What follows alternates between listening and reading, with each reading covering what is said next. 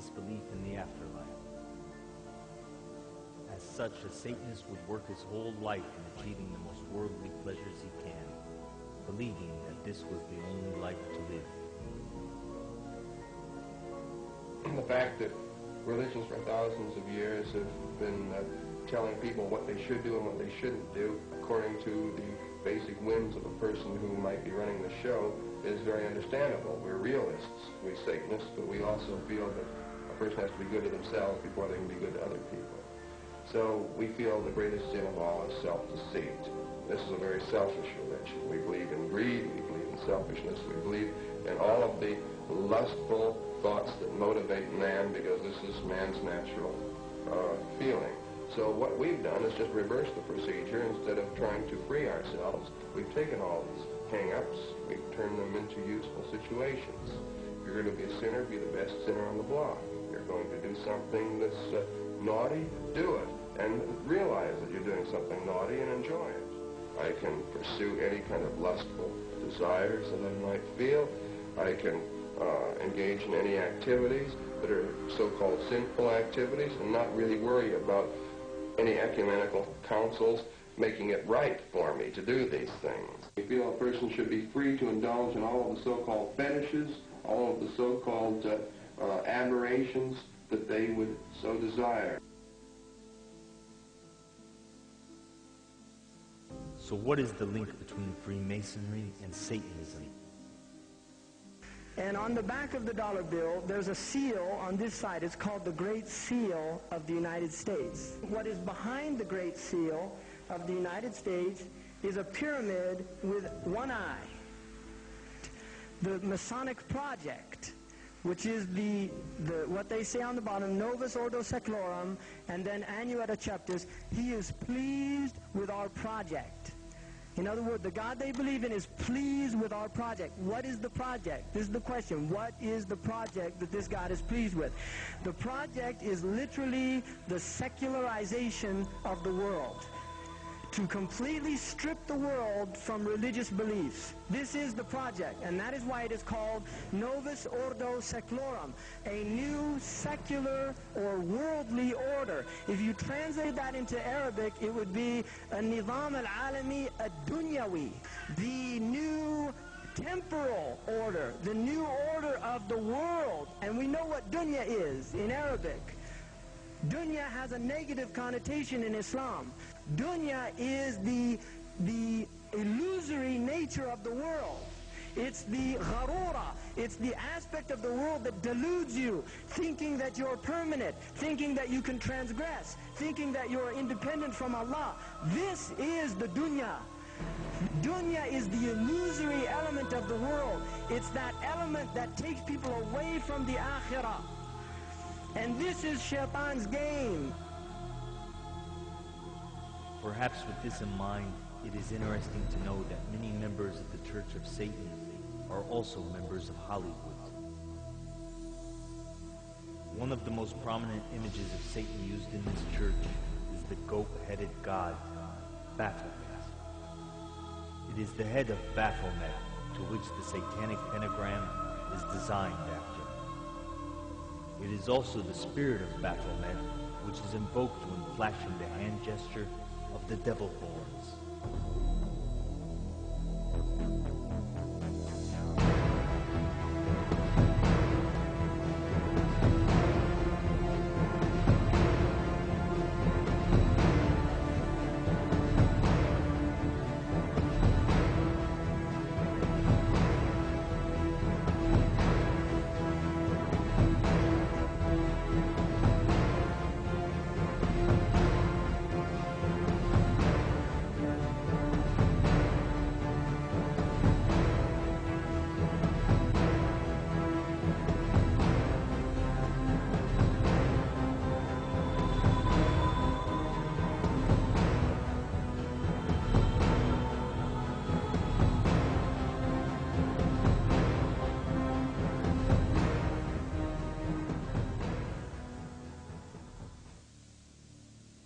Could there be a secret link between our world leaders and Satanism? Also in the street plan of Washington, you find pentagrams.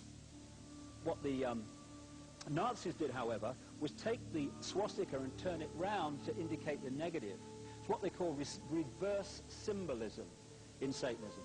So what they do with the pentagram, which is why it's become a satanic symbol, is to turn it upside down, so it's pointing down. Reverse symbolism. It's the same with the dove, Semiramis. To the general population, the dove equals peace, love, and all this stuff. Reverse symbolism, the dove equals death and destruction. So here we have two pentagrams in the street plan of Washington. The top one points into the Capitol building, and the one at the bottom points into the White House. In the last century, they decided they didn't have a decent statue of George, so instead of getting an American to produce one, they ordered it from Italy, from Florence. And when it arrived on the dockside, people were staggered, because here was George, the first president of the United States, depicted naked from the waist up with this cloth over his Bill Clinton's, and then pointing up one arm, pointing down the other. What's going on? Unless you realize where these people are coming from, it's inexplicable. Well, if you just hold that in your mind, arm up, arm down, naked from the waist up, and then Bill Clinton's covered in a piece of cloth, well, this is where it's coming from. This is the ancient depiction of the compilation of the negative force symbol that the Templars worshipped, or the high-level Templars worshipped anyway, called Baphomet.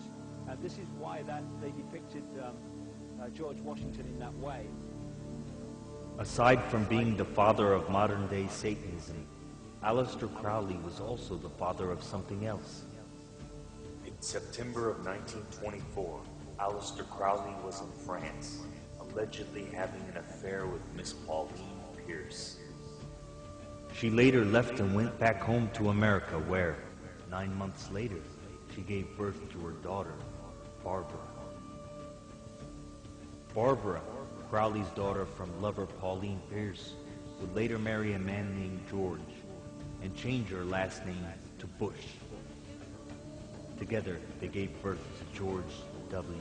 Bush.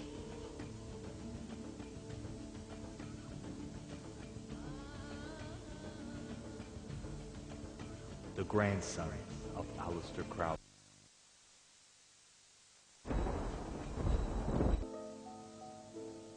Being George W. Bush's grandfather from his mother's side, it seems that Aleister Crowley wasn't the only grandfather with dark ties. George W. Bush's grandfather from his father's side, Prescott Bush, was the first member of the family to be inducted into the secret society, Skull and Bones.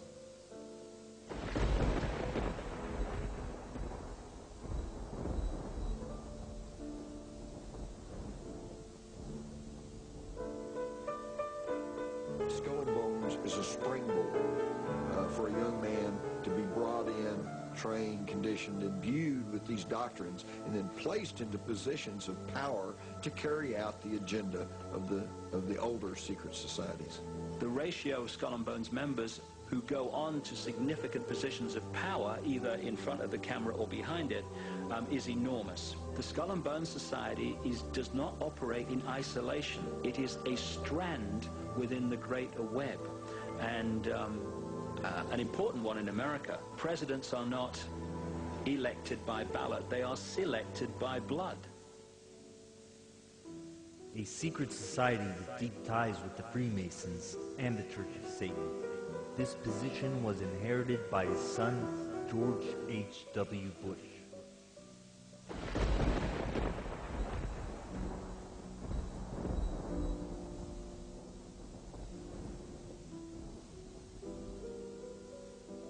The Skull and Bones Society seems to be particularly important for bringing American elite bloodline young people into the web and being initiated into the web.